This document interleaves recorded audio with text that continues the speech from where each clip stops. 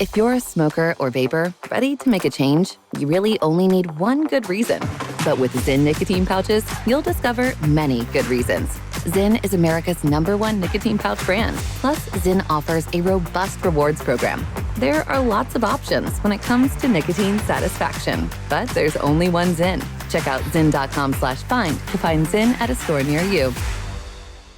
Warning, this product contains nicotine. Nicotine is an addictive chemical. Enter ZipRecruiter. Finally, a way to actually find qualified candidates without losing your sanity. Their matching technology is so fast, it's like they're reading resumes in their sleep. And their resume database? Instant access to top talent. No more sifting through endless objectives, useless skills, and redundant cover letters. And right now, you can try it for free at ziprecruiter.com/random. ZipRecruiter, the smartest way to hire. This episode of Club Random is brought to you by Squarespace, the all-in-one website platform that lets you build a real online presence, not just another digital landfill. It's time to make your online presence stronger, and there's no better way to start than with Squarespace. Go to squarespace.com/clubrandom for a free trial. When you're ready to launch, use code CLUBRANDOM to save 10% off your first website or domain. Because if you're still using Facebook as your homepage, it's time to evolve. Well, in this month's Club Random Classics, we go back to Bill Burr with zero filters, and plenty of punchlines. Cancel culture, aging, marriage, being a director for hire, we cut through the crap and nothing's off limits, as usual here. It's funny, it's rude, it's entertaining. I loved it. We get along in our way. So grab a drink and brace yourself for that one. Club Random. Bill? Hello, William. You're there. Yeah, so we're not confused. All right. What's going on, sir? Man Nice of to your see you. word. Yeah. I showed up. You showed up. You There you said you go. would and you did. That I means did. a lot to me. I appreciate That's it. it. Well, the bar is set low if that's all it is. Like, who doesn't show up? People, are you kidding? Well, that's why I don't are you have in show guests. business? That's why I don't have guests. For the most part, I don't have guests because By the I way- don't want to deal with that. That is something I also am somewhat in awe of. I couldn't do that. You know, there's some things I can do, I think, in show business as good or better than anybody. But then there's things like improv I couldn't do. Rap. Rap, there you go. Especially right up the dome. Yeah. Well, That that's amazing. That blows my mind. But also, Yeah. but just talking straight to the camera, just starting and it's just you. Rush Yeah. Limbaugh did it, Yes, he did. and you do it. But that is a rare skill, my friend, to Yeah. just go. It's probably some personality flaw in the rest of my life, but in that Well, moment, it's definitely it works. So, well, I know a lot of people that would agree with you. Well, I mean, don't you have a childhood that lends itself to humor because of, what was the Boston comic who used to say he had a bad father like you did? And he was like, when Bing Crosby's kids were like talking about how Bing Crosby was, remember that? Oh yeah. He was like, hey, my dad used to hit us with your father's record. You know, Yeah, that you was know. a Boston comic. I forget who it was. Yeah. There was. But yeah, you have fodder. You know, like all of pain in life is fodder for art, right? Yeah, I mean, I guess that's kind of how it works. I mean, That's class. Look at that. When I used to drink, I used to just fill it up till it was above the ice cubes. Well, I used to drink like that too, but you know, we all have to throttle back I know. as we get older. I like that joke that you used to do. Said if you don't stop drinking as you get older, you start looking like a Kennedy. Yeah. But it's not Ted. this. I said Ted Kennedy. Ted, yeah. I mean, he did have that. He had a lot of demons. No, but he had He would have been a hell of a stand-up. All the pain that guy had, and then the pain he caused. Ted Kennedy. Oh my God, he would have crushed it. That I mean, giant head. I know stories about him from like. Let's keep it light, huh? What could be? Where you going? Yeah, you're going to Ted. You get Teddy Darkness. Can I smoke a cigar in here? Of course, you can do whatever you want in here. But I dated someone whose mother, like, was someone he visited as a lady. They had a book club. What do you defend? By the way, you were very good as Jack Kennedy in the Seinfeld movie. Oh, thank you. That was a perfect. I had a great. Wasn't that a great casting. movie? So good. I've loved it. And you know what? I have to say, and Jerry was here just a few days ago. I heard terrible things about it. To be honest, I don't know why. I think younger people, because I think younger people didn't know some of the references. I don't think they even saw it yet. I don't know where that came from. And then I watched it. I was like, wow. Not only is the concept so genius, the juxtaposition of the most trivial thing in the world, breakfast cereal, with all that stuff that was going on in the 60s, NASA and the Cold War, all that. But what's funny is the battle that Kellogg's and Post, it's the same battle that people are fighting with the Army. I loved all of that. I also loved when they went to the grocery store, when Post and Kellogg's are racing to get their Pop-Tarts there.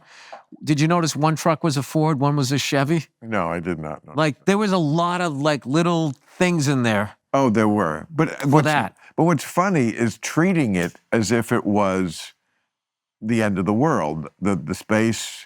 Yes. That's what was funny. And Khrushchev, that it was important in the Cuba, the Cold War, El Sucre, all that stuff. And the pacing, for a first-time director, I thought, I love that about it, that it just moved. Comedians make good directors, though. They do. Like, who else would be in that category? There was this guy, Bill Burr, directed this movie, Old Dads. Yeah, I saw it. It was good. You're right. I thought you were going to say, I didn't think it was that good. No. I didn't know you directed. My heart just went down like that. I was like, oh, God, I just set myself up. I actually didn't know you directed it. I directed it because there was no one available. That's the only reason why I did it, because we were coming out of the pandemic, so all the directors that were going to shoot something in 2020, whenever the hell it was, they didn't shoot it because we were quarantined. And then they were like 2 projects behind, so they started pulling that it's going to go away, it's going to go away. You have a big future in filmmaking, very much like Louis C.K., but, without the... Yeah, but Louis just making movies on his own. I know. Did you see that one? I loved it. That 4th of July with Joe Lift? Yes, absolutely. Yeah, it was fantastic. I mean, don't get me started on that, but isn't it time everyone just went, okay, it wasn't a cool thing to do, but it's been long enough, and welcome back to the world. You took $50 million from him? I think they punished him. Enough. For Christ's sake, it's not the end of the world. People have done so much more worse things and gotten less. There's no rhyme or reason to the Me Too type punishments. Well, it's like most things. It started off with something everyone could agree on, and then quickly it just spun out of... I remember whenever that cancel culture got to the point of where it was, I don't like some of the topics in your stand-up act. Right. Yeah, that's when it got weird. But that's all over. It's all over. That's what's over? Cancel culture? Yeah, no one cares anymore. That's so not true. Either one of us could get canceled in the next 2 minutes. No. For what? Right. Well, if you're not doing anything, well, it's just like you did this joke about, this group of people or that group of people, and I've decided to, I don't know. I feel like I'm going back 2 years of my life. Like I don't even think about it anymore. Nice ashtray, by the way. Isn't that lovely? Yeah. I never know where I got anything. I probably should. Somebody gave this to me. Yeah. That's the kind of thing they used to give you when you retired after a while. Like a watch and an ashtray. When you think Martini shaker. When you think about how much, you probably had similar upbringings. You treasured almost every physical thing you had, even if it was a hand-me-down. Like you had just certain things in your little room. And then as you go through life, so much stuff. And you don't even know where you got all the stuff. Well, you know what about that? What's great about that is there's no upgrade. And everything became disposable. Like electric cars are like laptops. Like after a couple of years, they're not worth anything because of the technology, which doesn't even make sense. But same thing with a laptop, with phones, all of that stuff. What do you drive? What do I drive? I'm a truck guy. I got a Ford F-250 and I have an old F-100. Really? Why? The same reason, why does a guy drive a Ferrari down Sunset Strip and never take it to a racetrack? That's what he's into. My Ferraris, I always wanted a Ford F-250, 8-foot bed, regular cab. Why? You I love it. hauling dirt? Is that guy going to the racetrack? Have you ever driven one of those on a racetrack? You cannot flip them over. They're unbelievable, the technology and the respect you get for racing of what they're putting their bodies through. Because I didn't, I was driving like an asshole. I finally realized that you try to go smooth around the track, not try to just stomp on the gas and slam on the brakes. But like, I like driving. That's why I like cigars. I like going slow because my brain goes fast. And there's something about driving a truck. It's slow. It slows me down, and I can think. You like driving? I love it. Me too. I would hate to be at that stage, or for whatever reason, where I had to be driven everywhere. I mean, sometimes you do, like when we're on the road, probably get picked up by somebody, right? You're not driving yourself in Cincinnati. Right. But there's something, and I see these electric cars now next to me on the highway that, I mean, not like self-driving cars. That's insane. First of all, can I ask you a question? Why do we need that? I'll never get used to it, is the bottom line. I don't think I will, some things, I don't fight progress. I mean, we all love our phones. Come on, to put a little computer like that in your pocket that does so many things, it changed everybody's lives, mostly for the better and some for the worse. When it's done to kids' heads, really fuck them up. Kids' heads, my head. I can't, I stayed off Instagram for a month, and my short-term memory got it felt like 30% better. And I realized maybe I'm not getting dementia. I just think my brain is getting scrambled. The amount of times I'm sitting there going put this down, put it down, talk to your wife. You're supposed to be watching this movie with her. And something on TV, I'll be like, is that guy still alive? Or what kind of car is that? And then I'm just I'm like that. And I miss you mean you're looking up the answer to those questions? And then that leads me to videos. And then I'm just going I never saw that movie Girl Interrupted. And I saw it on the Criterion Channel. I want to watch that. And there's all these great actors in it. I want to see this. So I put it on, and something in there reminded me of One Flew Over the Cuckoo's Nest. And I was trying to think of the cast, who was in it. Danny DeVito was in it, young Danny DeVito, and all of that. And I just went down this thing, and all of a sudden, it felt like 10 minutes, and the credits were rolling, and I was going someone, I forget, somebody won an Oscar on that movie, and I totally spaced on it. I think that might be the difference in our generations, which is not that, I mean, we're maybe 13 years apart. You're one of my elders, man. I respect you for that. I feel like I'm in the Reagan-Mondale debate. No, I just remember when you did my podcast, you kept getting I'm not that much older than you. And I'm not. And 13 years is a long fucking time. I think the point I made then, and I'll remake it for you, is that to anyone young, who is what we care about in this discussion, because it's we don't want to lose that audience. Trust me, when you're 25, you and I are the same. And I told you this story about... How dare you? When you dress like you paint. Look at you. When Leno and Conan were going through that whole thing that we all remember as comedians so well, remember the fight for the crown at the Tonight Show? Mm-hmm. I think it was 2009, and I was with my girlfriend was 25 at the time, and we were talking about it, and I said, well, it's a big age difference. Leno's 59 and Conan's 46, and she went, yeah, that's the same thing to me. And I always remember that. So we are the younger audience. No, if you and I are just hanging out, talking, but if we go back far enough. You're a dad. If we go back that adds 10 years. You're married and a dad. See, no, it doesn't. Yes, it does. You just hate kids. I do, but having never gotten married, not married, not kid, that definitely closes that gap. Anyway, the point being... I don't like how you just made that point and then said anyway really quickly before I could refute it. Anyway. Did you learn that in debating class? I did. Because you said anyway, I'm going to roll with that? No. Well, I mean, you got to play. No, but just you're pre-stand-up spotlight, as far as What does that mean? I mean, that's just, you were comedy on the road, evening at the Improv. I mean, that's a whole different generation than mine. The point I was going to make is that this, to me, says two different generations. I don't think many people from my generation ever have what you just described, this this addiction to social media, going down rabbit holes, the attention span issue here, where you're watching something, but it makes you think of something else, and then you go to that. Just what you were just telling me. Yeah. That's like very alien to me. One of the best things you did for society is you didn't have kids. Well, you know. Thank you. I know you meant that in a snarky way. No, but we need more people like you. We do. That can just admit that I don't want to deal with this shit. The worst thing is when a person who doesn't want to have kids has kids because they think they're supposed to do it, and then they fucking don't like them, and then that kid has to spend their whole life without that love, and then they meet my kid, and then they're a fucking asshole to him. Right. Then it's what ends, or they met us or whatever. So like, has that happened? You've had kids. Your kids have had to encounter kids who you thought were shitty kids because of the parents being shitty. Well, that's one of my favorite things that they say. Like when they go, you know what, kids are mean, and you know what I always say to them? I always say, yeah, you know who makes kids? God.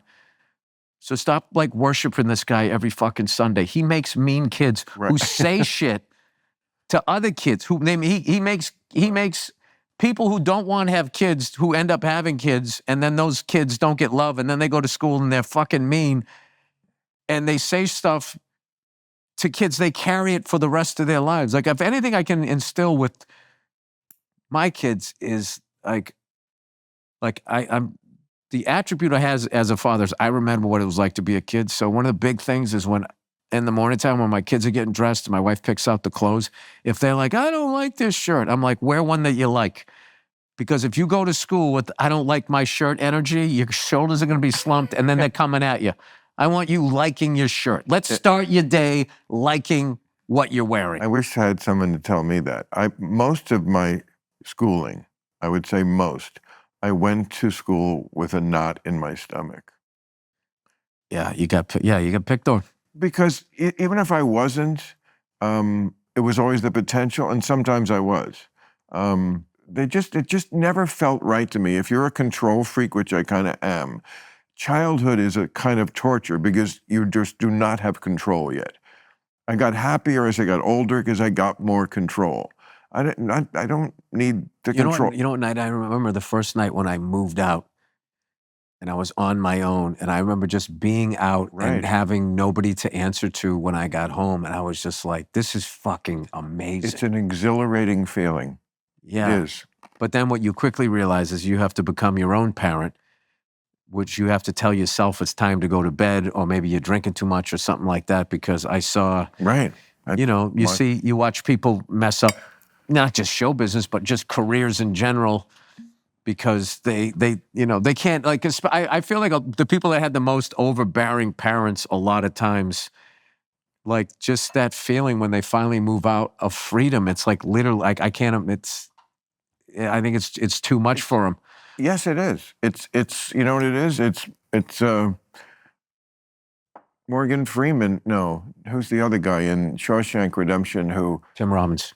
Yeah, but no, the guy who he gets out of prison and the old guy, can't handle it because he's so used to prison. Hey, and now he's like, he's working at the supermarket and he says, can I take a pee, boss? And they say, you don't have to ask every time. You just take a pee, Yeah. And he can't hack it. There is something to that. I mean, the mind is a strange place. I feel like people that watch 24-hour news networks get institutionalized to blame colors of ties rather than the corporations behind them. And they will just sit there convinced that, Trump is the worst thing that happened to this country, or Biden is the worst thing that happened to this country. And it's just like, you might want to just kind of push through that veil a little bit further. Yeah. And so I kind of have this thing, like when I get around like the 24-hour news zombies, I just, Jesus Christ, was that Geritol? Nobody under the age of 50 got that one. Remember that? I was on the Lawrence Welk show. He used to peddle the Geritol. To my point, the 25-year-old is watching this going, look at these two old guys. They're not going, oh, the guy with the cigar is obviously 13 years younger. I know, but you have to go all the way down to 25 to appear my age. Well, You can see. Look at the I don't difference. Look at the mind. difference. You can just see the way we dress. We're not different people. This is like, you come from, the slacks generation. Like slacks were These are still a jeans. thing. These are No, not but slacks were a thing. No, I look good. That's the difference. Is that you were do wearing? look good. You're wearing You're not gonna sneakers. throw that in my You got face. you got a t-shirt on. Like You look like a fucking defendant. Look at you trying to beat a drinking and driving charge. He doesn't have any priors, Your Honor. Look at him. He's wearing his Chelsea boots. He's a fucking, what do they call it? A productive member of society. He needs his car for work. I think that this should be a suspension, not a full-on. That's good. You ever get busted for that? What? Drinking and driving? Yes, I had a DUI in '92. It was a nightmare. Could have wrecked my life because it was just as I was starting Politically Incorrect. And I had to get a special dispensation from the court to interrupt my 14-week corrective program that you have to go to when you get a DUI. If they would have didn't, killed to watch you in that classroom, having lost all that control. oh. And just having to sit there in that Well, it desk. was everybody who got a DUI. I mean, it was just a cross-section of society. We weren't criminals. We were just like people, just douchebag millennials coming home from club, and we had one too many and were driving too fast. When I was stopped, I happened to be wearing leopard print shoes. Now, if you think I wasn't going to get a ticket that night, I want to hear what sort of party were you going to where that seemed like... It wasn't a party. It was 1992. I had just done a sitcom, and it was wardrobe from the sitcom I had. I guess we thought, don't ask me about clothes.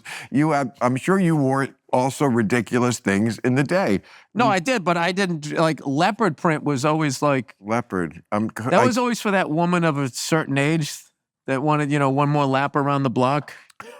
She'd go to a local watering hole and she'd wear her leopard print blouse. Well, I'm sure some cool people have worn leopard print in the past. I'm sure I could find pictures of rock stars. Oh, yeah. Okay, but they can wear anything. Anyway, not Bill Maher reading the New York Times, driving around fucking leopard print shoes. You know what I really resented, and they were hard. If you missed a meeting, or if you were late by even 1 minute, you had to repeat the whole program. You had to go to 6 AA meetings, which I really resented because I was a little over the limit, but I was not. Doesn't mean I was an alcoholic. So I had to go to these meetings, and we would go around the room, and everybody would say, "Hi, I'm Phil. I'm an alcoholic. I'm Bob. I'm an alcoholic." I wouldn't say it. I just wouldn't. I'm not. Hi, I'm Bill. I'm not an alcoholic. They made me come to this class. That's great. You said that. Yeah. No, and this thing, alcoholics are cool. Like, they would be like, all right, I get it. Yeah, absolutely. Yeah, and like, I wasn't the only one in there like that. And I also, that, like, part of being an alcoholic is drunk drivers passing through your classes, groups of them. Yeah, I got busted in '89. And, if you got this DUI. That was like a part of growing up. That's all you did was drive drunk. And the thing about it is there was no Uber back then, so you just kind of had to, like, we were all idiots and we didn't understand that we could kill somebody. Even in Malaysia, they dragged the wreckage there. You just had that young, stupid brain, like, it's not going to happen to me. So that would end up being, that was like the best thing that happened to me, because that happened when I was 21 and I was already starting to feel, like, 21 felt old to me then. And I was like, what am I doing? I'm going part-time to college, I'm unloading trucks, and I'm getting shit-faced, and I'm broke every Thursday waiting for my check. What am I doing? But see, how long can I do this? That is what has made you the guy who sells stadiums, which is very, very few comics. I know, but you play the size of an audience that very, very, very, very few comics do or ever get to do. Not that many wouldn't even want to, but they don't even get the option. But it all comes from you are an everyman. Every crate you lifted, all that stuff, they see in you. And you're, of course, very funny and great at your craft, but, like, there is a emotional connection that they have to you. Well, you know what it is? It's a very valuable thing. I think that where I grew up, though, is another thing. Because I'm growing up. I'm trying, I have a hard time thinking of people in my life, all my childhood friends, everybody I worked with, every place I worked, everybody was funny. There's a weird thing about. Really? Oh my God, dude! There's Wicked funny? dude, there's guys I went to high school with. I'm still not as funny as they were. And the thing about it was, what made them even funnier was they weren't trying to be funny. Well, they must be really pissed off because they're still carrying the crates. No, they just had good childhoods. They had cool parents, and like they were happy. And you said they're funnier than you. I mean, as far as I remember, like they Yeah. like some of the guys that I can't even explain. Like it was a difference. Like I tell the story, they were the story. Like these guys, they would get into a fucking fist fight. They didn't care where they were. And I always like just looked at they were like they were free. I just loved like I would be like because they were kids. Because when we're kids, everything's funny. Everybody seems funny. You're just filled with so much extra energy, and part of it you expend just giggling and laughing if you're in a good mood and you're not when you're not. No, these guys were fucking funny. I don't think so. I remember one of my. Remember it you that way. If you're a smoker or vapor, ready to make a change, you really only need one good reason. But with Zyn nicotine pouches, you'll discover many good reasons. Zyn is America's #1 nicotine pouch brand. Plus, Zyn offers a robust rewards program. There are lots of options when it comes to nicotine satisfaction, but there's only one Zyn. Check out zyn.com/find to find Zyn at a store near you. Warning, this product contains nicotine. Nicotine is an addictive chemical. This episode is sponsored by ZipRecruiter. Hiring. Oh, yeah. Posting a job and praying someone qualified magically shows up. That's worked out. How many times? 0? Yeah. Enter ZipRecruiter. Finally, a way to actually find qualified candidates without losing your sanity. Their matching technology is so fast, it's like they're reading resumes in their sleep. And their resume database? Instant access to top talent. No more sifting through endless objectives, useless skills, and redundant cover letters. If you need to hire someone before the holidays, then go to ZipRecruiter right now. And if you don't trust my opinion, you can be rest assured because ZipRecruiter is rated the #1 hiring site based on G2. Want to know right away how many qualified candidates are in your area? Look no further than ZipRecruiter. 4 out of 5 employers who post on ZipRecruiter get a quality candidate within the first day. And right now, you can try it for free at ZipRecruiter.com/random. Again, that's ZipRecruiter.com/random. ZipRecruiter, the smartest way to hire. No, I had a buddy of mine. He fucking, all my friends gambled. He was losing so much fucking money on the Houston Rockets. So he kept doubling down, thinking that they were going to win, and they kept losing games. They had these great players. And he literally called long distance information, not joking. He said, in Houston, last name Olajuwon. And he didn't say he was going to do it. He went up and did it. Oh. And we just looked over and we just started fucking he was high. But he literally thought that he was going to get Akeem Olajuwon on the phone and he was going to read him the riot act the way he played that night. Like, I'm talking about that shit. Okay. Like, I would have done that as the joke just so everyone would hear it. He did it dead serious. I'm talking about guys that would go in to get their hair cut and they had a fucking joint behind their ear and they would comb out their hair and it would fall. Like, they were fucking hilarious. And they weren't trying to be, just how they lived their lives was fucking hilarious. By the way, that was the same guy. My friends will watch this. I know what he's talking about. The same guy did both of those. I guess I'm less of a fan of practical jokes than many others are. I guess I'm more a verbal, but like there was no practical joke in there. Well, that was a guy when you actually do it. He was speaking from his heart. No, the Olajuwon thing. I mean, to do that, he like legit thought he was going to get him on the phone. I understand. To me, that's a practical joke. It's practical. I thought a practical joke is if I stick a bucket of water above a door and you open it and it gets you all wet. That's another kind. And then I go, auga, with a horn. I mean, like you always hear these stories about how George Clooney and some of these big stars, they're practical jokers. Like on one movie, I forget he did with Matt Damon, and every day he had the wardrobe department take out his pants just a little bit, take in his pants, so that he thought he was getting fat when he really wasn't.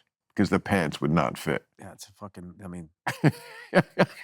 That's a joke. That's like a fucking nightmare. Here's another thing too, for young actors, when you go to wardrobe, because they wear the same pants, like I don't give a fuck what it says on the size, it's not that size. They either let it out or let it in. And I used to just go in like, I'm a fucking 34. Like, what is going on? Am I retaining water? What's going on? And like, it really gets in your head and you start eating like salads and shit, you know, and it's just like. What is your regimen? I'm very curious, like your health regimen. How much do you care about what you eat, or you? No, I do. I don't fuck with desserts. I don't eat bread, and I've laid off like sugar and stuff. There you go. I had a little bit of a relapse, but like when you get to be my age, you're not going to go to the gym and burn it off. What's going to happen is your joints are going to wear out before the donut does. So just stop eating the fucking donut. So I just try to like maintain. No, that's exactly. And I keep my shirt on. I'm not one of these testosterone fucking HGH guys. What do you think the price of that's going to be? Because you can't have your cake and eat it. You can't get your frat boy yoked body back. At a certain age, you can look good in clothes. Yes. Okay? And you just have to accept that. And luckily, women accept that. Most women. It's very, very rare. Women are very forgiving. I also think they like if you're a little bit out of shape because it gives them some leeway. Well, you keep telling yourself that. They don't like that. But I'm not telling myself that. I'm telling you that. Okay. I just don't think that's true. But that's how you say it. But they are much more forgiving of that than men are. You know, the old saying, men fall in love through their eyes, women fall in love through their ears. It's just somebody selling books. There is truth in that. Are you kidding? There is absolute truth in that. Women can be what? That to me is when you're younger. When you get older and you're actually want to get married, what you're looking for is a good person. And at that point, I feel like men and women, it kind of levels out. And at that point, you realize, all right, I got some baggage, you got some, can I deal with your bullshit? You know what I mean? There has to be that initial attraction and all of that, but it really comes down to that. Like, you know what got me? My wife is gorgeous, but what really got me like going, who is this person? I remember we were hanging out. I had a sofa that folded down into a futon when I first met her. And we were watching TV, and somehow we were talking about dogs, and she started imitating a dog, going, whoa, whoa, whoa, and she just threw herself into it, and it was fucking adorable. And there was like a freedom of the way she did it. And that's the second time I brought that up when I used to watch my friends just get into fights, the freedom of it. Because I lived in such an oppressive fucking kind of thing, control freak thing, that I was really attracted to that. And like, I was still as a performer trying to free myself up on stage. And I thought she was the most beautiful woman I'd ever seen. And I just thought, and just seeing this other side of her, that, you know, like there's this whole stereotype that beautiful women aren't funny. My wife is fucking hilarious. So it was kind of this, and then I got in a car with her one time and she puts on like Steely Dan. I'm in Harlem. Okay, African-American woman, she pops in Steely Dan, like the fucking levels. I was just going like, who is this person? And there was beyond anything that I had met. So that's how I didn't be like, oh, look, you know, nice tits. It wasn't that. It was like, this person is like. Was this the first black girl you ever went with? I was equal opportunity, so no. I dated them all. I had a good time in New York, put it that way. I had a good time. You lived in New York? Well, initially, I lived my shutdown years. The Cold War emotionally for me was growing up in Massachusetts. And then when I went down to New York and I finally had moved out and everything and finally got through college, I went down there so that's where you went after college, New York? I stayed home and paid off my college. I paid off my college debt, and one of my buddies gave me some money because, you know, we had a big family. So, I mean, you kind of had to like work your way through college. So I had to pay that off, and then going to New York scared the shit out of me. So I had a day job and I was doing stand-up, and I was driving this piece of shit car from high school. I put a new engine in it so I wouldn't take on the debt, and I saved up. Like I had like 10 grand. And then I just went down to New York, you know, and I was going like, all right, I got to get a day job. And somehow that morphed into, I need to get more gigs. And I never got a day job. And I had just a couple of acting gigs that padded me enough that then I got an agent. And then I've been like, I haven't had a day job since 95, which is so cool to me. I mean, we are so fortunate. I always say, I hope there's not reincarnation because I'm not going to pull a better life. No.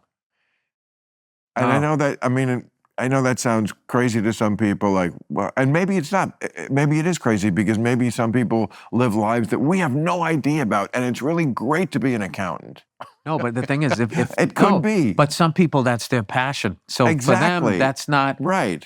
That's not working, or managing people's money or construction or whatever. People like building stuff or whatever. I think the big thing that everybody would like is to do a job that they love and work for themselves. That's kind of the best. The idea that we're working now is a joke. We are working. It's literally a joke. This is but we are working. Now, why can't we just say people are different, especially you can't say that, and you just said it, and there's nothing gonna be. But we should say it. We're just different when it comes to what we want, how we relate to. No, that's true.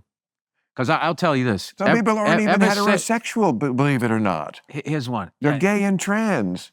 And that, ever since that has gone like mainstream, like when we were growing up, it was like, you're either gay or straight. That was it. You didn't realize there was this whole fucking, there's like a whole thing going on there. There's another difference in generations. When I was growing up, it wasn't even gay. It wasn't even there. Yeah. I don't remember that coming up in high school at all.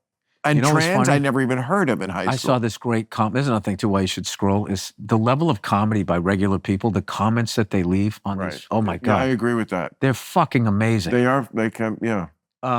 So they showed this clip of Liberace, and it was that weird period where rock had taken over, and there was these older acts trying to be hip, so they were doing their swing versions of like these rock songs. So I forget what Liberace was singing, but the way he was dressed and just running around like that. And this guy wrote in the comments, he said, when I was younger, my dad described Liberace as an eccentric old man. Yeah. You weren't gay. He's a little eccentric. He worded it better, but like all his homosexuality was filed under eccentric. And it's just like they've had many, many euphemisms for gay. You couldn't say that in Hollywood. For example, the director George Cukor was everyone in town knew he was gay. His name was Q-Card? George Cukor, C-U-K-O-R. Oh, okay. You never heard of him? No. Philistine. Was his brother Billy Boom Mike? What? I don't even. Oh, Q-Card. It's like all like what the camera. Q-Card, not Q-Card. All right. Anyway, he was known as a woman's director. They couldn't say gay. That was the. Well, he's a confirmed bachelor. That's another one. That was another one. Yes, a confirmed bachelor. I actually, out of all this shit, like homophobia has got to be the dumbest. It's just how somebody is born. And I don't understand why anybody gives a fuck. But it's true, though. You didn't like that? It is true. I'm just saying it sounds like... I deserve that a little bit. But I don't understand, like, why all of these people... Well, religion, right? That's what gets everybody going. Yes. And I certainly made my bones with that subject. So I'm glad we're on the same page there. I am 100% on the same page. I'm not saying that there's not something out there, but it doesn't give a fuck about us, or it wouldn't have set this thing up the way it is. Right. Where that's a good way to put it. Where sociopaths seem to just fall up the stairs of success, and then these fucking nerds make all their dreams come true. Whatever weaponry or robot they want, they make them. No. Justice on Earth is like an award show. It's just random. Yeah. And then it gets dark. That does get dark. I would just let that sit there. Yeah. But, well, you're a great star. Well, here's something. I'll tell you about great being a parent. Is all the highs I've had as a comedian, there was no bigger high than teaching my daughter how to ride a bicycle. That day I let go and she took off was fucking amazing. What do your kids think of daddy big star and like daddy playing these arenas? They don't really know it. My daughter said to me, she's only, like, she knows now, but when she was like 5, she said to me, she goes, Dad, how come everybody knows who you are? And I just go, I'm old. I've met a lot of people. I don't have like pictures of me, doing stand-up in my house.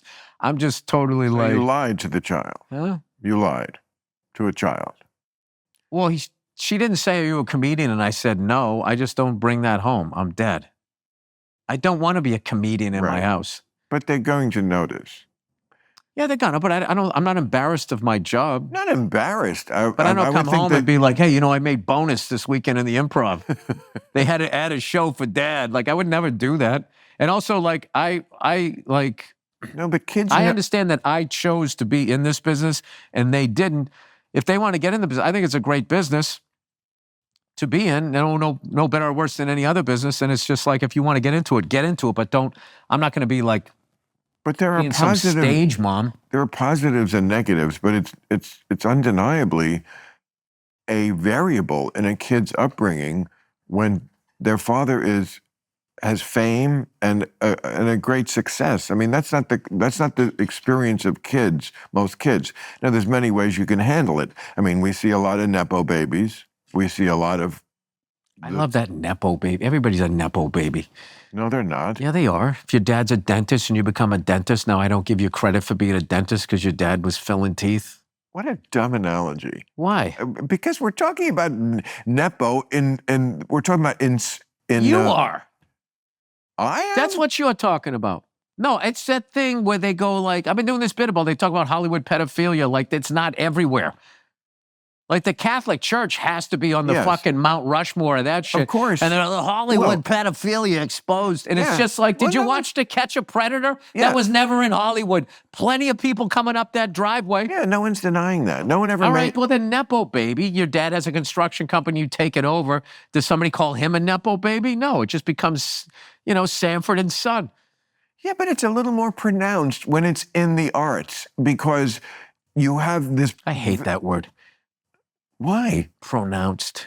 Jesus Christ. Because that's like a PED. You know what? You know what it was? That was like a PED for your fucking point. Your wife. It's a little more pronounced. Your wife must be a saint. Because, like, boy. Because you're such a victim right now? No, because you do like to, pick a fight about anything. You just said I was stupid. Well, that's He just came at me. That's a completely different subject. What? I just like arguing with you. I like arguing with you. Are you kidding? It's like sparring with Muhammad Ali. Who was the guy? Who was the white guy back then? Trevor Bobbitt? No. Oh my God. Wepner? Before Tex Cobb, it was Wepner, who was the Bayonne bleeder. I'm gonna remember his name when I get out of here. So, Bill, where are you playing if someone wanted to see you do stand-up? Coming up, I'm in the Belco Theater, Denver, Colorado on June 5th and 6th. The 8th, I'm at the Greek Theater in Berkeley, California with all your libtard friends. June 9th. I love how libtard doesn't even make sense. It doesn't even make sense. It's like moron came up with it. I hate bad, come up with something better than that. June 19th, 20th, 21st, 22nd, I'm at the San Jose Civic Center in San Jose. And then at the end of the month, at the Moore Theater in Seattle, 4 nights, and I'm going to be taping my next special. 4 nights? Yep. How many nights in a row can you do without being too tired to go on? Can you do every night in a row for a while? It's more like I miss my kids after a while. But you don't mind doing the show every night in a row? No. I mean, 2 shows at my age, I can get a little You do 2 shows in one night? No, I don't. I try not to. That's crazy. I agree. I try. That's a young man's game. It is. I did enough of those. And these kids, coming up, I imagine those gigs still exist. Remember the Tuesday through Sunday, 2 Friday, 3 Saturday? I certainly lived it. Oh, yeah. And you were in Portland, Oregon, and you were in Seattle, and you were just there.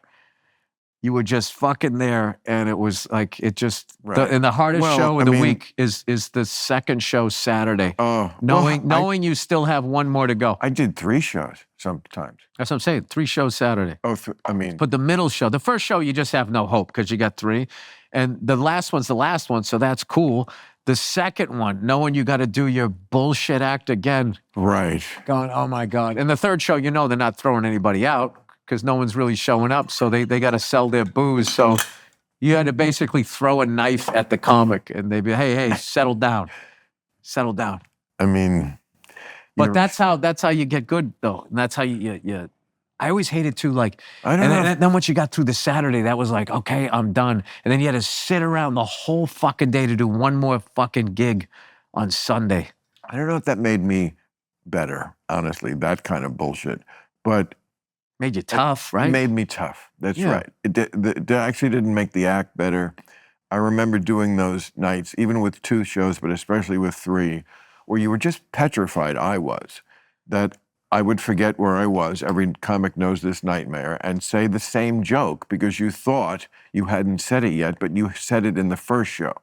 So now you've said the same joke in the second show, and the audience looks at you like, oh, wow, what? I would just always ask them, going, have I told this one yet? I've done 3 shows. I don't even know where I am right now. And I would just say that, and then they would laugh. And then even if I did repeat a joke, they thought it was funny because they think you're just up there and you got the whole thing together. It's just like, no, this is just like when you're at work and you don't know what's going on and you're just kind of faking it. Like that's what I'm doing right now. So I think that's another thing that, like, you know, that's actually, in a weird way, it's a way to bond with the crowd. Like, all right, this guy's fucking up at work right now. I can relate to this. Wow. I must say I've never explored that avenue of dealing with it. But I haven't done 2 shows in But such a isn't long like time. page 1, I always thought page 1 in comedy, when you learn that it's addressing I mean, I remember it happening situation. once. I remember where I was. It was so traumatic. It was Sacramento. It was December. It was 1983. Sacramento, when nobody knows who you are, that's a tough town to do stand-up in. Rough. And said the same joke. And I don't remember any of the sympathy from the audience that you describe. I guess when you're a star and you do No, it, but if you it's own funny. up to it. No, I'm not talking about that. I'm talking No, I about mean, you when, have to. when, I mean, when but nobody it's knew like who I there's was. like this dead silence where there was laughter at your other jokes. So you're just like, oh my God, it's like when you stick a pin in your leg and it's numb there. And you're just, No, but if you just said, like, I already told that joke, didn't I? Then they would have laughed. You're like, oh my God, I'm a fucking idiot. It's my Well, 3rd show, and it would have been fine.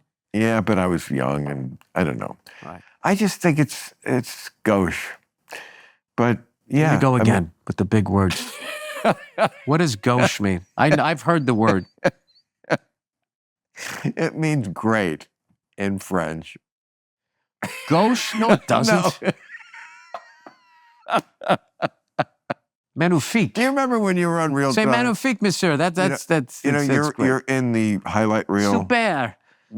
You're in the highlight reel because you're on the panel on Real. We're in the guest chair on Real Time, but with the panel, and you say, "I don't know what I'm doing on this show. I feel like I didn't study for the test." Oh God, yeah. I still don't know why you booked me on that show. Because you were in the celebrity spot, and because you're a very bright guy. You play this character of the blue-collar, regular guy, but you're obviously very, very smart. In a bar? No. Dude, you know what's really smart? No. Do you know what's really smart? The people they write books about. Those are really smart people. Well, that's definitely on a level above us, yes. That's what I'm saying. I'm just comparing me to, like, your friends who you think are so funny. No, I'm kidding. I know you just want to defend these friends so bad. Where are they now? What are describe the friends to me. What do they do? Andy and Bill Bob, what do they do? Where are they? What do you mean, what do they do? Where are they now? They have regular jobs. Right? Like? I'm not going to get into their fucking lives. But everything that you would look down your fucking nose. Do your kids play together still? Yeah. Your kids play with their kids. That must be a satisfying feeling. Oh, I think you said my kids play with together. With their kids? Well, they live back east. And I also started late, so their kids are grown up. Oh. Well, that would be inappropriate. Yeah, that would be inappropriate. Yeah, so they just tell me, like, it's the greatest thing and just, enjoy every second of it because it's going to fly by or whatever. And I've let go a lot of that. That whole fucking enjoy every second of it. It's like the reason why you feel, I think, when you get older as a parent that you didn't enjoy it enough is because of the responsibility to make a functioning, empathetic human being. So you can't fucking enjoy it because you're waiting for whatever other shoe is going to drop. And, you still have that attitude? Yeah, I'd be honest with you. I don't listen to any parent that comes at me with some negative shit. I just go like, well, you obviously fucked the job up. Right. And then also there's like this thing that parents have that once they have kids, they become these all-knowing beings and they know more than you because their kids are older. And it's like, that doesn't make any sense. That doesn't make any fucking sense. There's Like I remember when I thought for a minute I was playing drums, I was like, well, maybe this is what I'm going to do because I didn't want to have a real job. So I was playing drums, but every time I go to the music store, I would see some like 8-year-old kid go in there and he just had it. And he was already expressing himself, or she was, on the drums. Right. And I just remembered, like, you know, I don't know what the fuck my point is at this. Just well, but I couldn't go up to that kid and be like, "Well, I've been paying longer than you, and let me tell you something." I was like, "No, you're better at this shit. You're already better at this shit than I am." So, parenting, it could be like that. I could be better than you. So maybe what you're telling me, is like, how do I know you don't suck at this fucking job? But that had it. You have to be born with it, because show business is so competitive that unless you have a great amount of the innate ability, whether you're a comic or a drummer or whatever it is, even then you may not get to the top or close to the top, because there are people who will have a lot of innate ability, but then their fucking demons fuck them up. Yeah, self-sabotage. They're not good at the business. Right. Not good at the business. Right. Because what I experienced, the hardest thing. This episode of Club Random is brought to you by Squarespace, the all-in-one website platform that lets you build a real online presence, not just another digital landfill. If you're like me and aren't too tech-savvy or can't afford your own web page developer, then you got to check out Squarespace, because if you're trying to stand out online, you may need more than an Instagram and TikTok account. And luckily for you, you no longer need a comp sci degree to design a site that works. With Squarespace, you can literally build a beautiful professional website in minutes. And it's not just a pretty homepage. You can sell products, schedule appointments, take payments, even send emails, all from one place. If you need help starting, you can use Blueprint AI, Squarespace's AI-enhanced website builder, to get a fully custom website in just a few steps. Or start with one of Squarespace's many easily adjustable templates. It's time to make your online presence stronger, and there's no better way to start than with Squarespace. Go to squarespace.com/clubrandom for a free trial. When you're ready to launch, use code CLUBRANDOM to save 10% off your first website or domain.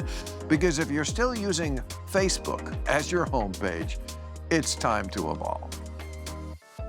Look, I've been in this business for a long time, long enough to know when something's actually different versus just some new packaging of the same old BS. Today's episode of Club Random is brought to you by a distinctly different AI called Claude. Most AI right now is designed to tell you what you want to hear or rush you to an answer as quickly as it can. Claude is built for people who actually enjoy wrestling with hard questions. With every update, Claude is designed to get smarter, more useful, and more balanced. Whether you're researching the best new Italian restaurant in your city, stress testing a Thanksgiving argument with your annoying uncle, or researching which tropical paradise you should escape to this winter, Claude works with you to go deeper. It doesn't push you toward easy conclusions or feed you some algorithm-approved perspective. It gives you thoughtful responses that challenge assumptions, instead of just confirming what you already think. My team here at Club Random has tested this, and I can tell you that they were very impressed with the results. The company behind it, Anthropic, built Claude on a simple principle. AI should be a force for human progress. That means creating a partner to help you think through complexity rather than racing past it. No shortcuts, just deeper thinking. Try Claude for free at claude.ai/clubrandom. That's CLAUDE.ai/clubrandom.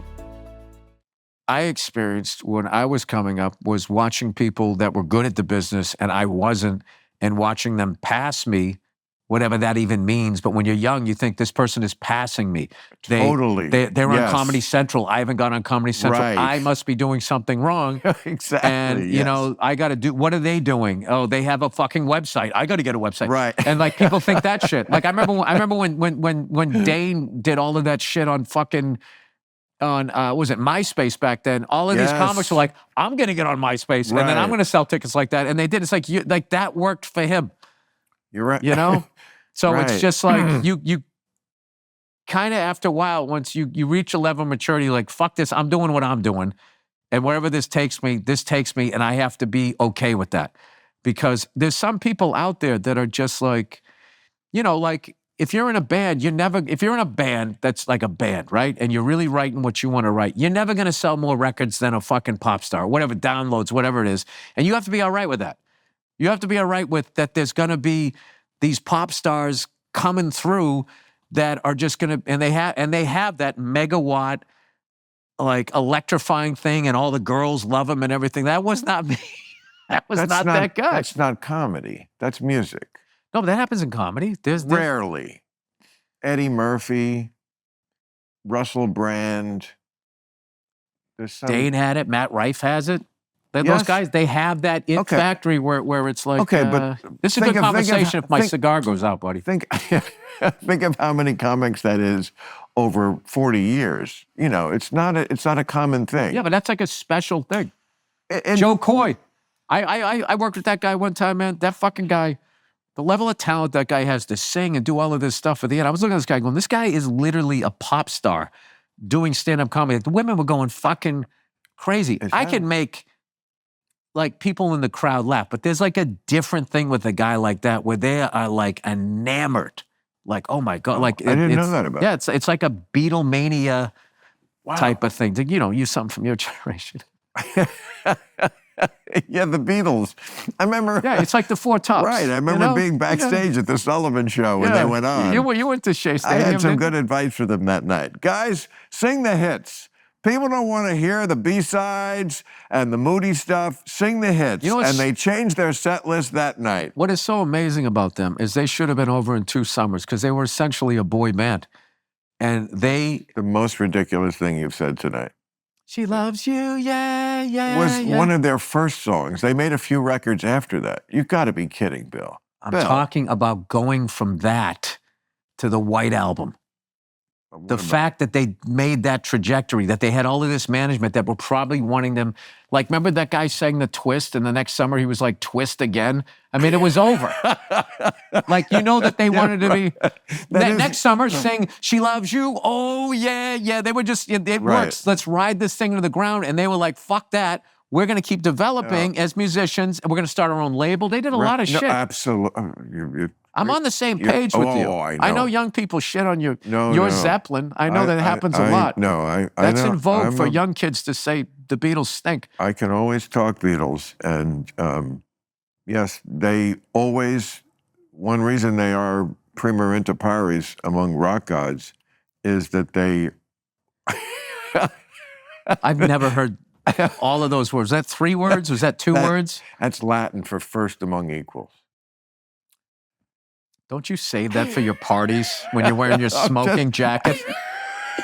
I'll tell you, that Bill Maher is really smart. He is really well-read. He just said prima parvartis. Prima inter pares. Inter pares. You know what? I'm not the bad guy because I know more. Okay, can we just get that? That's right. Don't make me exactly. I'm not the bad guy because I know things. I apologize. You should say, I'm sorry, I'm not stupid, Bill. That's what you should have said. You're right. That's what you should have said. And that's why you sell stadiums. Huh? Because you could fucking, you got it right on the head. Okay. But the Beatles are first among equals, okay, because they always stayed ahead of the audience.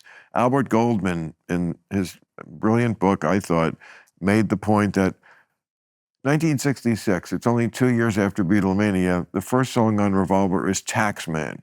He said, what could be less interesting to a teenager than taxes? But it's also relatable. Not to a teenager. They don't care about taxes. I did. As a teenager? Yeah, as a teenager. Because there was like a fucking glass ceiling on the amount of money I could take home. Like I was working full fucking time in this warehouse. I could not make $300 in a week. I just couldn't. With the overtime I would get it, and they would just punch me back down to $240, $235. And I remember one year, like a fucking idiot, I didn't get any taxes taken out of my check. And I was drinking the whole fucking way. And then it came and I owed thousands and thousands of dollars. So that was one of the dumbest things I did as a kid. When I was 17. When I was 17. It was a very good year. No, I was the delivery boy for the only industry in town, the liquor and drugstore. I would do both. And That's a great job. I thought it was so cool. Yeah, you know what I like? Because you didn't have to be at work. When that time when you were in your car. Yeah. It's the greatest. And I was delivering drugs and liquor. Fantastic. Whet my appetite for my future. Right. I remember I had a gig one summer washing windows in houses outside those fucking, I remember those stupid storm windows that they have back east, like your fingers, by the end of the day, you had to switch fingers from just opening. And they had, for some fucking reason, everybody had a screen and they had like 3 of these fucking solid ones and they wanted you to wash all of them. And my favorite part of that job was in between when we were driving. My buddy had this fucking sick ass, he had this F-150. I bet he was funny about it. Oh, he was fucking hilarious. Okay. He was fucking hilarious. God. God. About the truck? Even? Like, that dude, good? Listen, I get it. You're not a knock-around guy. You looked up Latin words and you didn't fucking hang out with the fellas and they used to hang you by your underwear at the lockers. So now none of them are funny because this is your one thing. But I'm funny. They could never be as funny as me. Well, like there's so much shit about you that's funny that you're not even trying to be funny. Your whole fucking outfit is hilarious. I don't know what it is. Yeah. A shirt and pants is an outfit? You dress like that, like you're going to sing that, what is that song? Splish Splash, I was taking a bath with your stupid little slippers that you're wearing. Slippers? These are like boots. These are almost Beatles. Oh, fuck, you're an outlaw. These are almost Beatle boots. They're Chelsea boots. I know that Never because got my over wife's Beatle into boots, fashion. 'cause they were the greatest. What were? Beatle boots. Those were badass. Well, that's what it was. It was like the half boot. That's what they sang. That's She a Loves You, three-quarter yeah, tone. yeah, yeah. And Yeah. so what you do know what I like about their music and it's like 2.5 minute song and what they could say about a relationship that's still relatable. Like I used to listen when I really started going into their back catalog, right?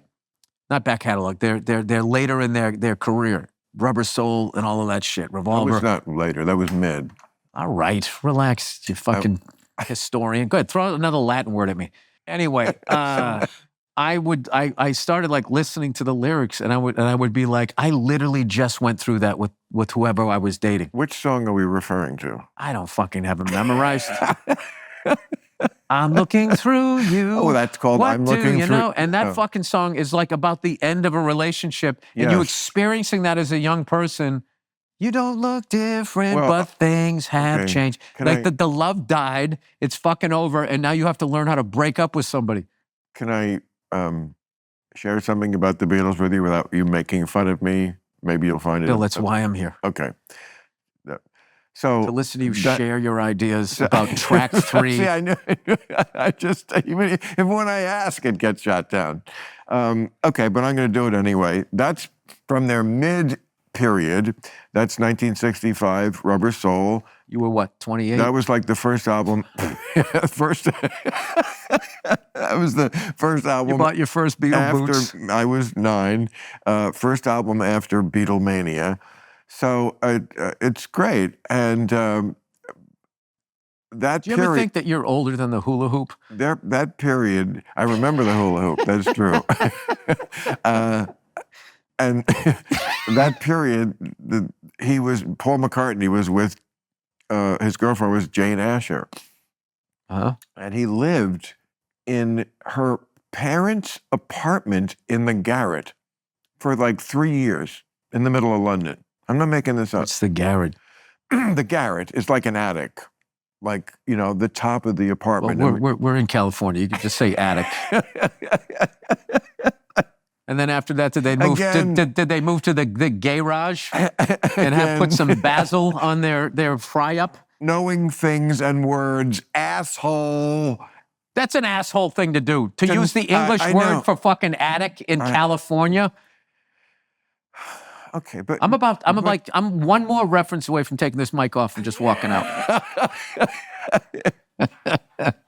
I want to make a list of all the things I didn't know, and I'm just gonna fucking say them all to my wife tonight. She's like, "Who the fuck did you have? Are you on mushrooms? What are you talking?" Oh, the garret. We have to do Garrett. Garrott. Brad Garrett. I got Garrett, like Garrett. Yes, with an O. Not So when he goes Garrett. over there, they think his name's Brad Attic. No. So anyway, Paul McCartney, he was with this. She was Bill Bullocks. and a number of the songs in that period, like that one, are really about her, and some of them are quite wistful. You know, I think that at the beginning it's "I've just seen a face," but it gets to Put more heart into it. it gets to some like you could just tell that it was a relationship that was like. I mean, it was the middle of, you know, he's a Beatle in London. I don't know how but he liked, you know, he was a guy who needed a family. He liked having a family. So he lived with the girlfriend's family in the fucking attic. He's a relationship guy. He's a relationship guy, yes. Yeah. What? Yeah, 100%. I'm not mocking it. I'm just... I wasn't saying you were. Getting really defensive. No, I'm just... it's back to my point. People are different. So different about that. Yes, and that's why I have no problem with how you live your life. You are a happy guy. I am a happy guy, and you're a happy guy. I am. See, that's the thing. We found what makes us happy. Yeah, and then you get into your ego, and what not saying you, not metaphorically, hypothetically, generally, whatever the fuck you said, Put it Garrettly, is you start thinking like, oh, this is the way you're happy, is what made me happy. You know, so you have to do it the way that I'm fucking doing that. Then, you know, that's like, I don't. Right? I can do whatever the fuck I want. Can I? Yeah. Well, Did I lose you in that somehow? Well, yeah, because I feel like now you're reading my lines. That's my line. I can do whatever the fuck I want. Well, when you're a joke thief, eventually you run into the comic you took it from. Well, you are not a joke thief. No. I mean, I don't know if when you came up being of such a different generation. Oh, it's totally different. It was we had the cars. same way. But when I came up as a comic, I mean, it was like the cardinal sin. Oh, it's still the cardinal sin. It is. Okay. It's still the cardinal sin. I would think it would have to be. Because that's all back in the day, that's all we have is our own take on shit. Right. And in Boston, before cell phone cameras and all of that stuff, if you took somebody's joke, that person came in and fucking punched you out. There's a famous story about Tim Thomerson, who I never worked with. He was even older than me, if that's imaginable. It's incredible. So he was in World War II? World War II, yes. They used to call him the Major. No, this is like late 70s when he did Omaha Beach the day after D-Day. He worked with Frank Capra. It was a rough crowd. Yes, he worked with Frank Capra, and I know who he is. He's fucking amazing. I'm joking. Yes? Yes. Tim Thomerson. He's one of the legends down at a Comedy Store.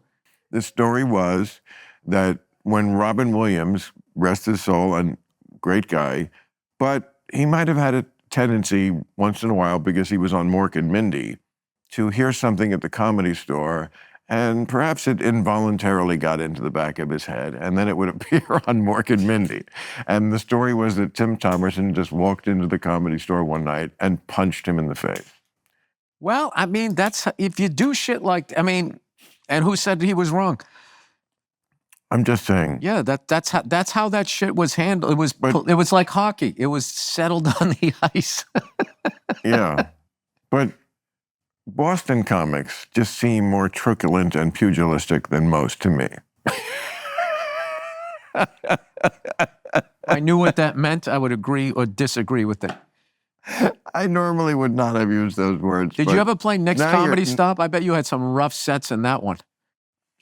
I had a rough night in Boston once where I was the headliner. I could see you not having a good time in Boston. I could see them going. That was a long time ago. Dude, you have, this is a hacky reference, but you totally have the energy of, you forgot to give out the homework assignment, Mrs. So-and-so. Boston, you may have heard, is a college town. There's quite a few intellectuals there. The audience that's very sophisticated, they like my show. Okay, we all have our niche. Oh, God, you're so fucking highbrow. Well, it's true. Does your shit jokes float above ours? A little bit. Why? Because you say Setmet tank or something? Or something about shitting? Wait, what was I just going to tell you? God damn it. Nothing interesting. No, it was. What were we talking about? I'm fucking Something. with you. No, we were I know. talking about Something going to important. Boston. Boston. Thank you. Yes. I love Boston. It loves me. That's been going. I did a You just went special Regis on me. special there Boston. in 2007. I have a love affair with the Boston audience. We are like this because they're just very smart. What can I tell you? I know you hate to hear that, but No, it just sounds but like this was like it sounds like you have a gig coming up in Boston and the tickets are a little slow. No, they're never slow in Boston. Never slow in Boston. But Do you perform in Cambridge? Cambridge. That's where Harvard is. For a guy like I you, know that. That's got to be the Taj Mahal. I love that I bugged hate you. Harvard. Are you kidding? Have you heard what's going on college campuses these days? I don't watch the news. You don't realize that college campuses erupted with the kids demonstrating for Hamas?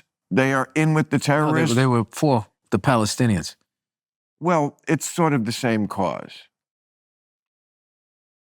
Why, are you? I'm on the side of the kids. Yeah, that's easy to say. You know, no one wants to see kids dead. This is a war. That was very brave of you to say that. This is a war. No, I'm the one who's actually brave on this. Pat yourself on the back. It's easy to say I'm for the kids. Who's not for the kids? Well, I it don't comes down to real hard-nosed decisions. Like a country. Stop talking like you're a general. A country got attacked. Israel got attacked. I'm not saying that they didn't have a right to go back. I'm just sitting there going like, how do I look at We're the only country in the world that they get attacked, and then as soon as they counterattack, it's like, well, we got to stop this shit now. Don't attack them. There's a very simple solution to all this problem in the Middle East. Stop attacking Israel. Hey, you Stop just solved attacking it. Israel. You just I did. solved it. I actually There did. you go. That's fantastic. Anyway. All right. We don't need to get onto that. Let's go to Russia and the Ukraine. How do you solve that one, Bill? Let me hear your hard-nosed decision about that. Well, let me ask you a question. How is war still legal? With all this shit that's been canceled. Legal. Why is that still fucking legal? Would you like a real answer to that? Because for something to be illegal, you have to have the capacity to enforce it. And you can't enforce against war, or else you have to go to war with the country that's going to war. And we don't want to go to war with Russia over Ukraine. What would be the sense of making it illegal? Oh, that's really going to stop Putin. No. To stop people from going to war, you have to also put You can't sit down and talk it out. Why can't Putin do a podcast with the head guy? Like, you just solved the Middle East on a podcast. Why can't they solve what they're doing on a podcast? This is why this is not your thing. Make some hard-nosed decisions. It's not your thing. It's what you... It is my thing. It isn't your thing. This is not your thing. You're like that guy that has a fantasy football team and thinks he's a fucking GM. No. That's exactly what it is. Like, why am I fucking listening to you like you've done something? What have you done in Washington? Nothing. No, I would never go to Washington. It's beneath you. No, it would. Look, you would be the coolest fucking guy in Washington. You showed up with those boots it would be so and easy. no tie. They'd be like, oh my God. It'd be so easy to Did be. Kevin Bacon just come back to that Footloose town? Kevin Bacon. You could teach him how to dance, Bill. Yeah, I absolutely could. And you fucking get off your little private jet. I have a TV show. And you travel Southwest, is that right, Bill? I love Southwest. Really? I love the order. Is that how you travel? I love Southwest. Do you travel commercial? Most of the time, yeah. You do? Yeah. Commercial? Yeah. Interesting. Bigger plane, better pilots. You don't get knocked around as much. You're riding in a fucking Cadillac. The only thing that sucks about commercial is boarding. That's it. Once you're there and you got your fucking shit up there, you're flying first class, which all first class is, if you've never flown it, is they treat you like a human being. As opposed to the animals in the back. They just throw you back there. That was my whole career. Working my way up to being treated like, I remember the DC-9 when you'd sit there and your window didn't open because there was an engine there? You don't remember that? I can't. How about that last row in the DC-9? The window doesn't open. There's an engine right there, and then right across from you is the bathroom. And you got to listen to another human being take a fucking shit behind one of those things starlets used to get undressed behind. I'm still stuck on you defending Stuck on you? Still stuck on you defending commercial flights as better. Now, you can make the case that it's wrong to fly private. I get that. But I've never heard anyone make the case that it's actually better to be on Delta. That's kind of kooky. No? Oh, no, I hate Delta. Delta's the fucking worst. I bet you fly private more than you're letting on.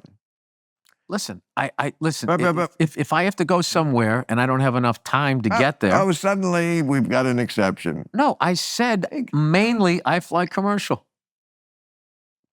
Well, you're an idiot. You shouldn't. You know what? It's What was this? If I don't agree with you, I'm an idiot. You're right. I apologize. Fucking John Varvatos shirt. You're not young. John, Put on a sweater, for fuck's sakes. Put on a sweater. Why? I have to be. At your age. That's the secret in life. Avoid that. No. Don't you think? No. No? Well, hey, I'm an idiot, right? No, I think the number one thing is to be your age. Like all these fucking people, like they go do a college gig at my age. I'm going to be 56 next month. Be 56. Yeah. And come at them as a 56-year-old, and then you can give them advice on all the shit that you did and just say, hey, this worked for me. And you can just have a great time with them. You can have a fucking great time. What fucks you up is if you're looking at what they're wearing and, you fucking come up with your little outfit.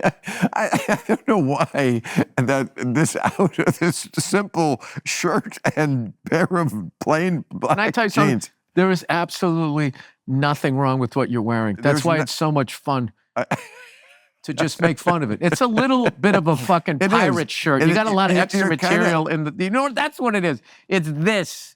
What? First of all, you should have buttoned that if you actually were the gentleman you're trying to be. Button this? Oh, Yeah. You're right. But You had a woman in your but you're life, right. she It's wouldn't let you almo- go on camera like It's that. almost like we're giving you like an advanced comedy test. Like, can you make fun of this? Which is All right, pretty let's not get bland. crazy like you're a It's fashion kind plate. of bland, Like your opinions. Yeah, exactly. Oh. And then when I fucking, so go against you, gratuitous. then I go, ooh, a big word, another big G word. Look at you.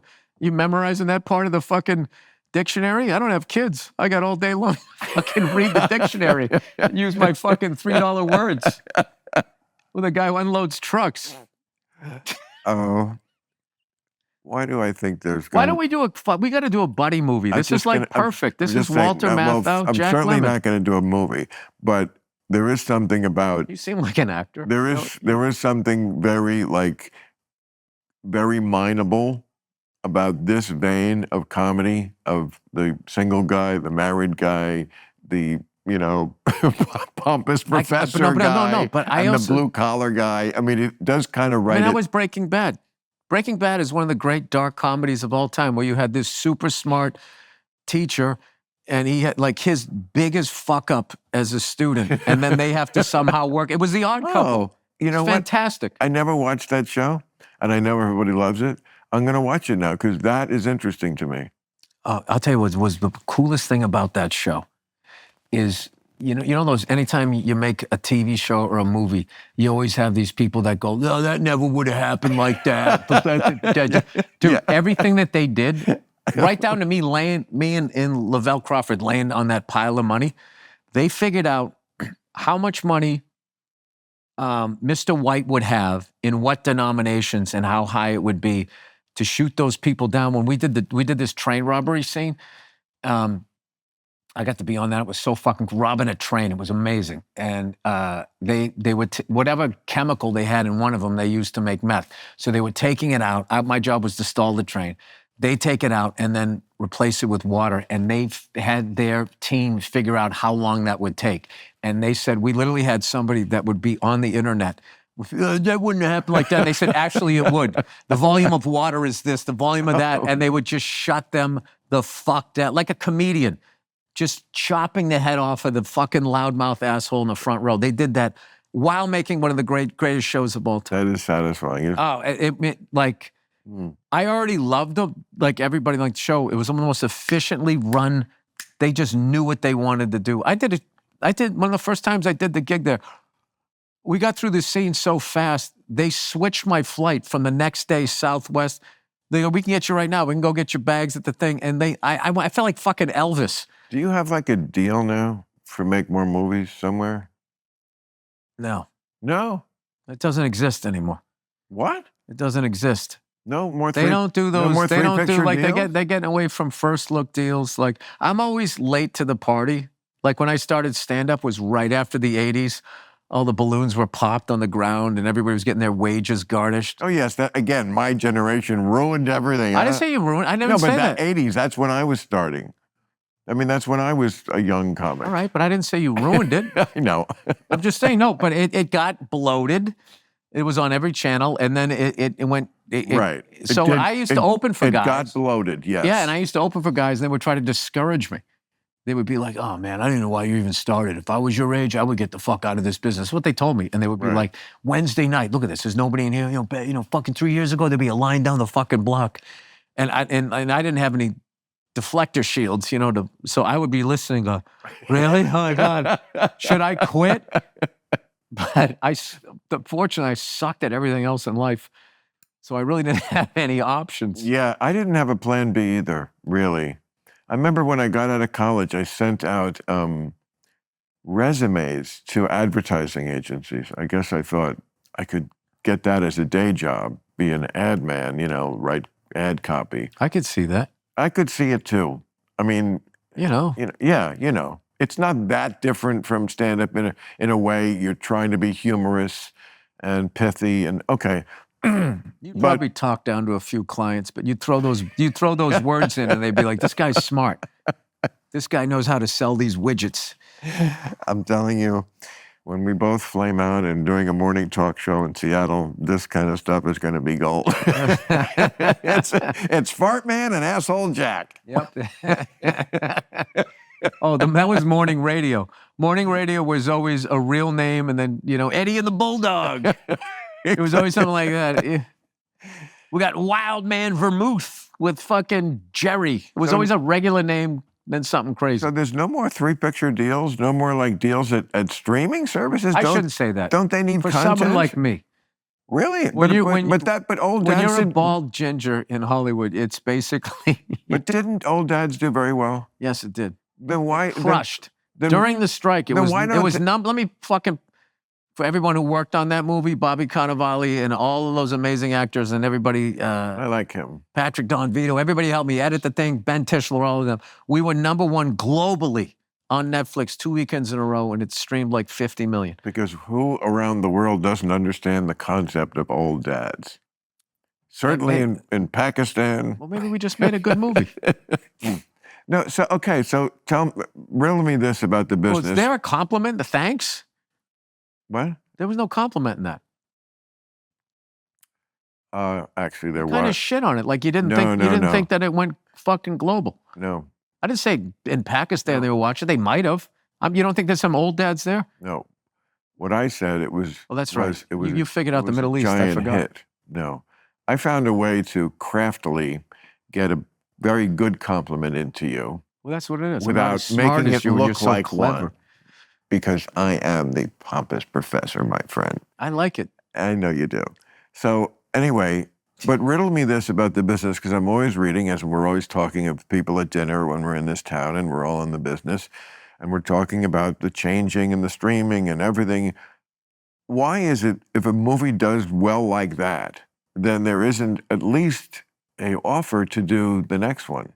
Because the people running it now, they're kind of doing like what Germany did, where they tried to take over the whole world. And you can't do that because there's just so many people don't want that. But there's always something in every business, like Amazon or fucking Walmart. They're always trying, let's open up across from this mom and pop and put them out of business and we'll be only showing time. Like, there's just always people doing that. So does that have to do with hiring a guy who just had a big hit movie to do another hit movie? If you want to take over the world. Streaming service have devalued art. Where back in the day, you used to pay $10 to go see a movie. Now $20, you get all. Even talking about art. We're talking about what I'm talking about. We're talking about. You ask me a question, I'm trying to fucking answer it. We're talking about success. The movie. Why don't you just tell me what it is rather than ask me? We could save some time. No, I'm asking because I don't understand. The movie had success. Doesn't matter if it was art or not. It had. And I can tell you what happened to me. I fucking went back and I pitched another movie to 2 junior executives, and I waited 6 weeks to get an offer that it was just like it never happened. still starting out like that movie never happened. And that's kind of like, that's how the acting world, that's why I think being an actor is so much harder than being a fucking comedian. Because if I come through town, first time I headline your club, I draw okay, but you see I'm funny. We'll take another chance on this guy. I come back, even if the same 30 people show up, but you see I have a whole new act, they see it. And you've proven you're funny. I don't have to reprove that I'm funny. No. Again, we're an actor. This fucking actor's with an Oscar. And there's people going, yeah, I don't know. Can they play that? It's like they won the highest fucking award. And I have empathy for actors for the lack of control they have. First of all, you do the performance. And if you're not in the edit, especially if it's a comedy, right, and you get the wrong guy editing it, they're going to leave you hanging out to dry. Like the actors really are like the quarterback of the team, where it's like, if you win, you're fucking Joe Montana. If you lose, you're a bust. And it, like a lot of times, and as you're making a movie, you have no idea how it's going to come together. No idea. I've been on enough movies to know it is just always a mystery. There's so many things that can go wrong. Are they going to promote it? I did this really, really great movie, Front Runner. And it came out the same weekend as Aquaman. And it was just, I saw one of the stars promote it for like 2 days. Yeah, I never heard And of then it. the next time I saw him, he was promoting his next project. And I said, oh my God, they're burying it. It's not going to get, and it's What just. was it on? What was it? It was in the movie theaters. It was in the theater. Yeah. I mean, most. You would have liked the movie. It was about Gary Hart. I would have watched it. It was Gary about Hart. Gary Hart, and it was about the first politician. Never heard of it. Where they went into his personal life, and there was this big debate. What did you play? I played one of the reporters for the Miami Herald, and the big thing was. Oh yeah. There was like a battle at the paper. They had this great scene where it's like, we can't run this because we'll be like a tabloid. And then the big thing was Gary Hart said, hey, I'm an open book, go ahead, look at everything. Right. He said that. He did. And that was their wiggle room to get in that. And then after that. Nothing was the same. Nothing was the same. But I always wondered, what did Gary Hart think? Because he had to end his campaign because of infidelities. And then like within 4 years, Bill Clinton comes in and he's like the Teflon Don. None of it sticks to him. And he still ends up getting elected and does 2 terms. Like he must have been thinking like, oh, I could have done that. I didn't know that. Right. Yeah. I could have just went like, I did not have sexual relations. I love the look of determining. I did not. Like I always wondered if he stood in the mirror and got that bottom lip. He was something. But yeah. I'm still so puzzled by this though that I mean, just in their interest, you'd think it would be in their interest if you did something that was successful for them to want to. That's all. I mean, you could always count on that in show business. Art is just always that. If you're lucky. It coincides with their business interests. But profit, success, people bought it, that's what they care about. That's what I don't understand about this. It's in their interest. So something is very fucked up in this media age we live in when success is not rewarded. And I've heard a lot of people say that about streaming. That success is not rewarded like directly, like it was back in the day. You bought a record that went to #1. People actually went to the store and bought it. We knew which was most popular. Same thing with movies, the box office, like streaming. Yeah, now like streamers, they're holding all the cards. It's like Stripes. Remember Stripes? That great scene, John Candy, he's looking. Yeah, man, you lost again. He's looking at his cards and shit. Like, they give you the numbers, and it's just like, how do I know that's true? Like, like you have like, for the awards season, they can go, this is a massive hit, blah, blah, blah, blah, blah, blah, blah. And then when you come to be like, okay, it's a massive hit, can I have some, the numbers weren't that good. Like the numbers are whatever they need them to be.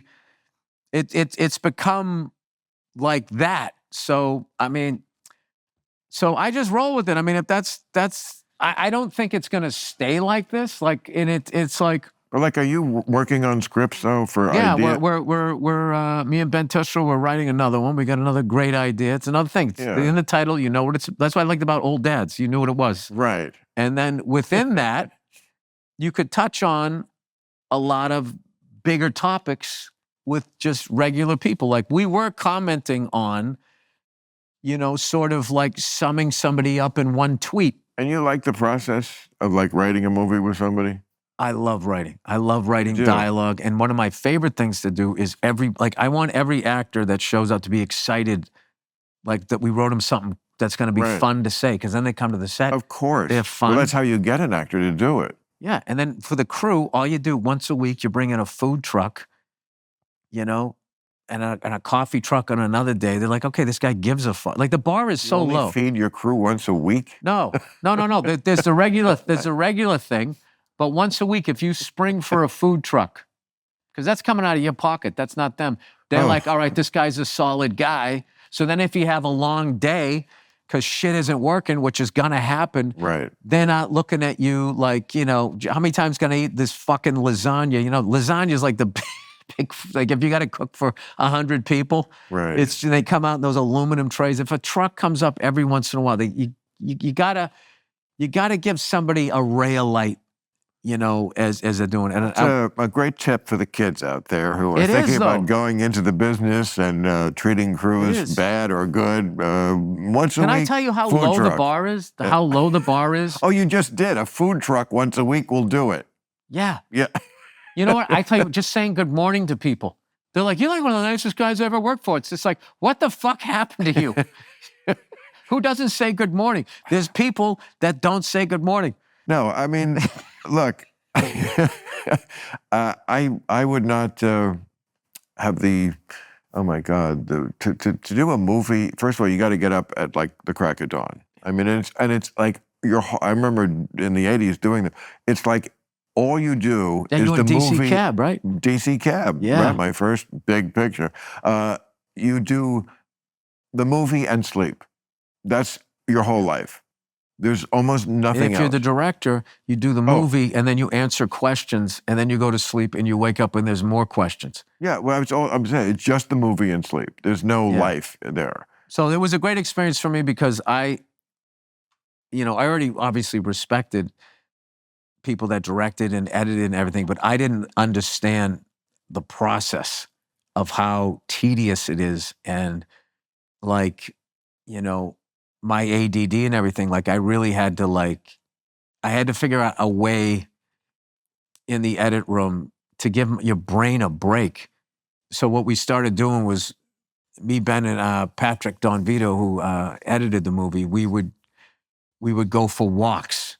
We'd be like, let's just take a walk around the block. We got to get out because we, just in this fucking editing bay, this, curtains are down and everything, and you're just fucking in this thing. And just like, it became like really productive to not sit there all day working, to actually get up and you'd be looking forward. What do you think? 11 o'clock, we'll go for a walk. Okay, great. So then I can break my day down.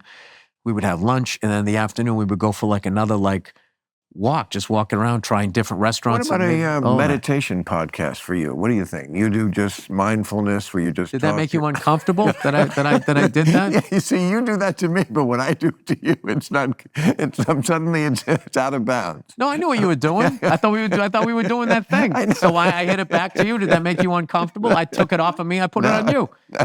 That's nothing new. No, I'm just saying, I see you doing a kind of like we call it meditation for meatheads.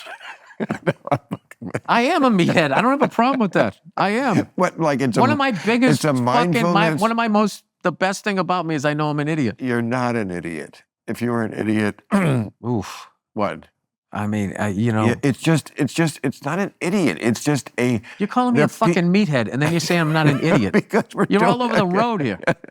It's a bit, but no, it's just that people perceive truth differently.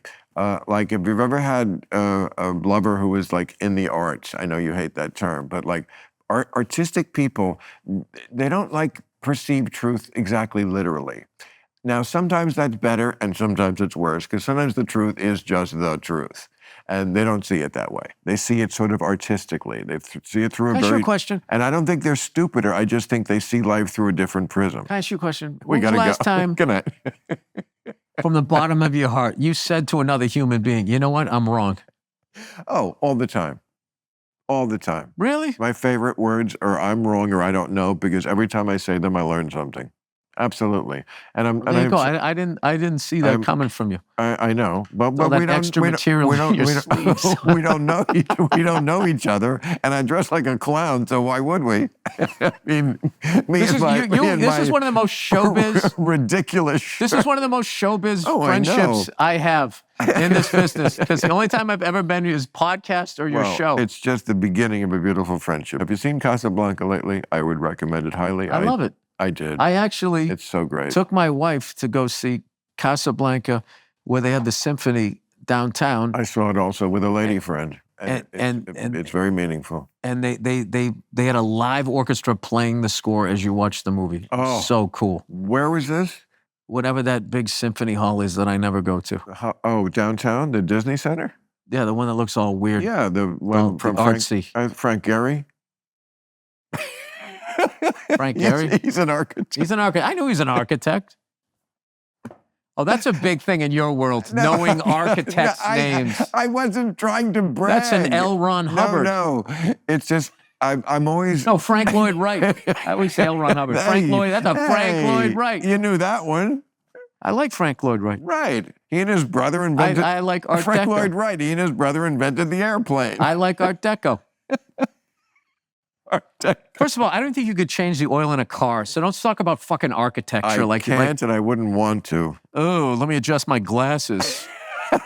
Why would I want? I don't want Why to. would I want to, Eliza? I'm Professor Henry Higgins. That's another great one. It's a really satisfying feeling. Have you seen My Fair Lady?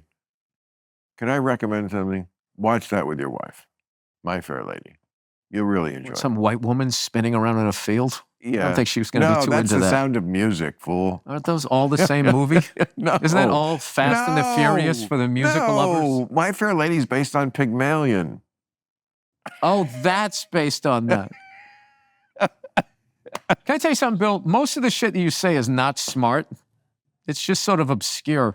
It's not obscure to a certain percentage of people. Yeah, people that are at your I'm not some altitude. giant egghead. I'm just I know you're not that smart. I know. I'm not saying I am. Which says something about all these things I say that you don't know what I'm talking about. So what? I know. There's subjects I could bring up. It's just, you're just into, musicals. You're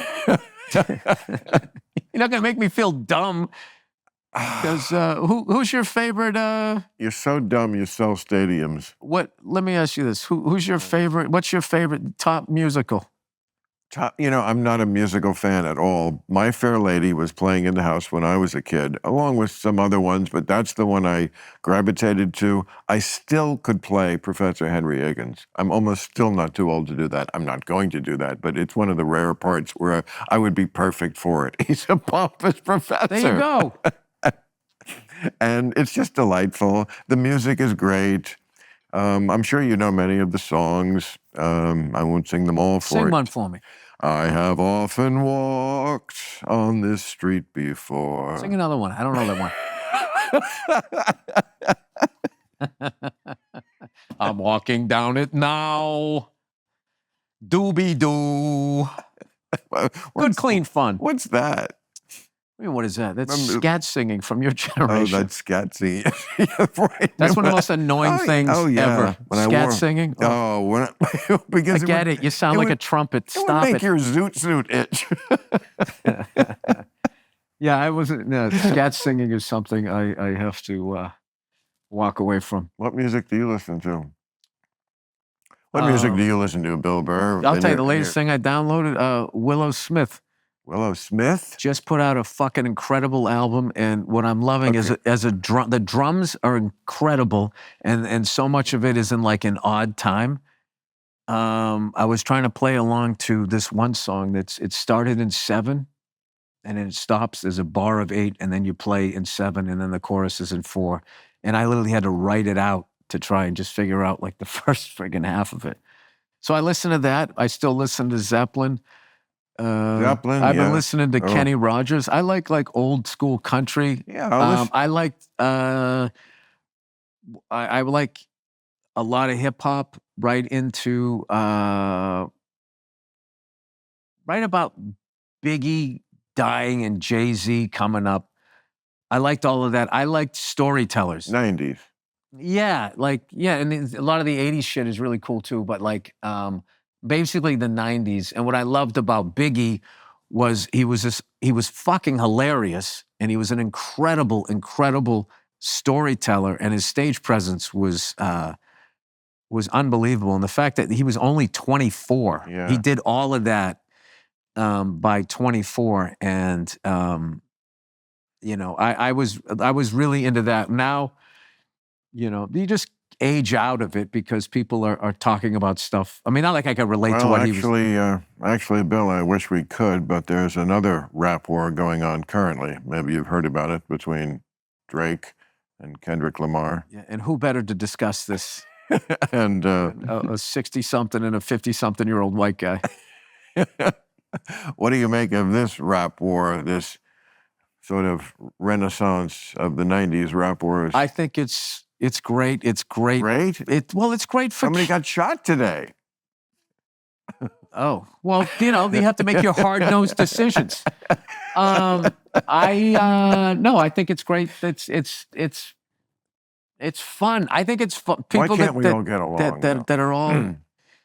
Why can't we all get along? Because sociopaths want all of it. But why They don't wanna share. Why Drake and Kendrick Lamar? I mean, why are mommy and daddy fighting? I don't know where you're going with this. Why are they? What? I believe the kids call it beefing. I know. It is beefing. I know. I'm single. I'm into all this no cap. Okay. I don't know anything about that world. I don't know. I don't fucking know. Has 60 Minutes done you yet? No. See, it never stops. That whole thing about, why am I not? Somebody passed me. They got 60 Minutes. No. I No, like. but they probably, I like where I am in this business. yeah. I like that. I just do what I do, and whoever likes it, and whoever doesn't moves on to something else. I don't have Bet you that. 60 Minutes does you within the next 2 years. I'll take that bet. All right. Well, I had a ball. I had a great time. I hope so, because You're my favorite smarmy person in this you're business. my favorite whatever the fuck you Meathead.